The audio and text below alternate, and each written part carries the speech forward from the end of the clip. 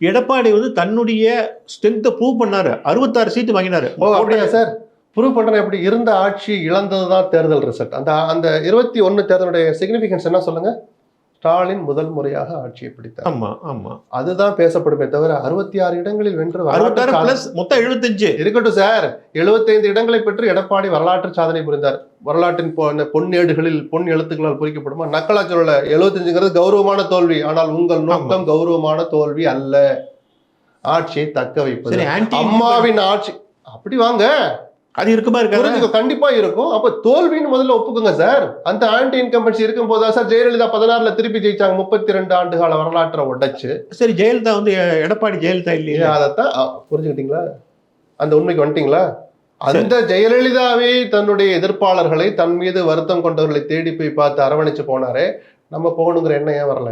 ஒரு தடவை தான் நிரூபிச்சு பார்த்தா தினகரனுக்கு என்ன சார் வேலை? ஓபிஎஸ், சசிகலா, நீங்களோ நானும் அதை பத்தி பேசுவோமா? சரி, உங்களாலையும் நிரூபிக்க முடியலன்னா அப்ப என்ன பிரச்சனைன்னு முதல்ல வாங்க உட்காந்து பேசுங்க. கட்சி பலவீனமா இருக்கும் தானே விஜய் ஒரு இடி இடிக்கிறாரு, அங்கிட்ட பிஜேபியே வந்து என்னை பாருங்கிறாங்க. இழுத்த இழுப்புக்கெல்லாம் போக வேண்டியிருக்கு எடப்பாடி.